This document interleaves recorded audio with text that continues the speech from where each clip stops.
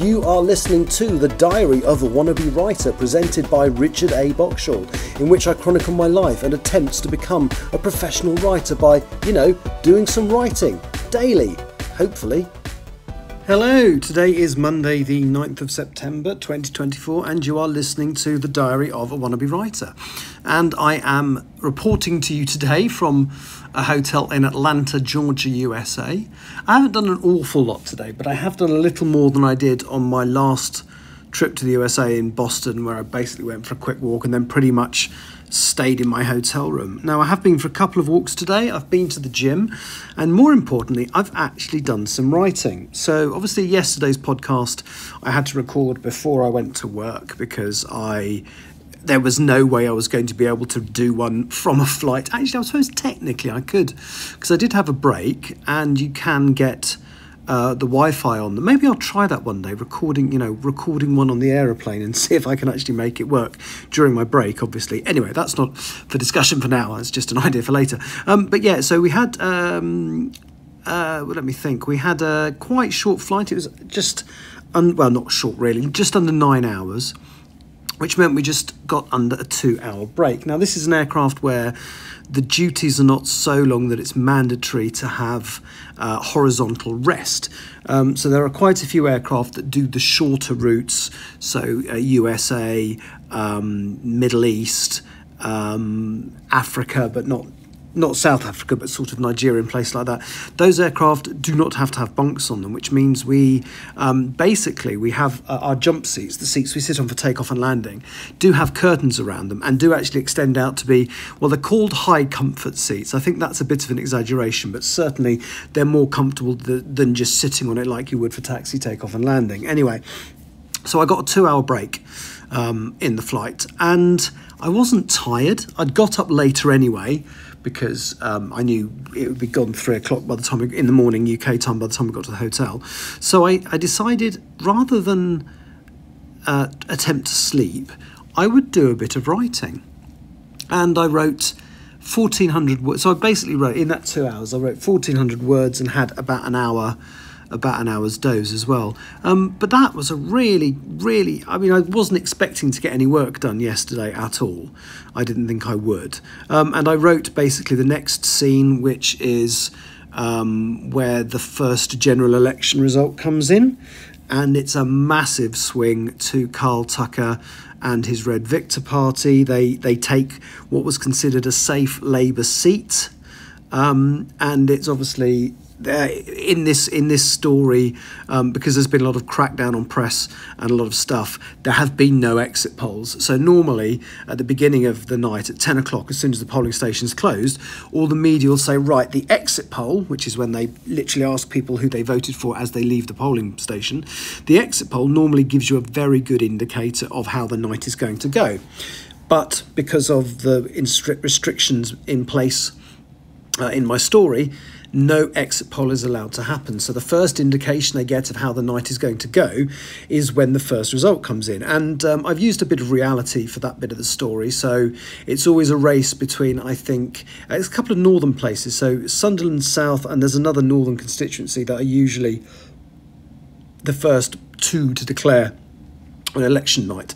So I used that, and the first one to declare is Sunderland South, which is what normally happens anyway. And as I say, within the context of the story, it's a massive swing to the Red Victor Party, Karl Tucker's party. So that's bad. And then I've also I kind of left myself a little note today, which was to write the scene where we have to take Adrian Vickers out of the equation. Now, not kill him, because I don't want to kill him. So we've got a situation where Lance Corporal Barrera, who was head of a protection team, has now been ordered to get rid of her, to kill her. And he doesn't want to do it publicly because there's quite a few people up there who absolutely are working for her now. There's there's sort of private army employed by Arbor Associates up in the Arboretum, and so he knows it'd be foolish to just barge in and kill her, because they would probably, her killers would probably get killed. So he tries to sneak her away, but the first thing he has to do is arrange for something to happen to Private Adrian Vickers, because they're very good friends. And anyway, so the scene I've just written is Private O'Neill making a quite bad attempt to deal with Vickers. The problem is they like him, he's part of their unit.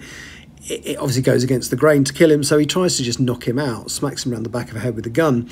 But there's no, he was knocked out for a few seconds, and now he's following, so he's now following, and that's the scene I've just written. He's now just going to follow O'Neill Baines when they take Ronnie to Barrera, and their plan is to basically walk her a sufficient distance from the Arboretum complex so that when they do shoot her in the back of the head, yes, people at the complex will hear the gun, but they won't be able to tell exactly where it's come from and how far away it is.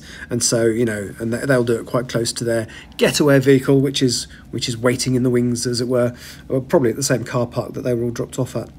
So I wrote the scene where it's up to the point where Adrian Vickers has started following the two men. They're about to join Barrera, but then the three men who are basically going to execute our hero, well, one of our heroes. So that's where I'm at. I've literally written the scene where Ronnie's about to meet Barrera, and so what I've got left to write in the chapter is Vickers following them, and I think he realises that something bad is going to happen, and he has to make a decision, basically, whose side am I on? Now, he's obviously had army training, and most soldiers would choose their unit, but Vickers is a Yakunda, and in this case he's going to Yakunda are people with good souls in this story. He's going to actually analyse the situation and realise that something really bad is going to happen, but he does wait until they basically release tell her she's going to die, in which case he then has to shoot his men and save her, which obviously he does, because Ronnie isn't going to die. And then, so that's got to happen in this chapter. And then the final thing that's got to happen is later in the morning, the Red Victor Party is going to very early on win enough seats to form a government. They're going to get a phone call from what's his name, from Derek Cockle, the acting Prime Minister, to say, look, I can't protect you now because, literally in the next few hours I'll be handing over the keys to this nut job. So I'm really sorry, but you're in this by yourselves.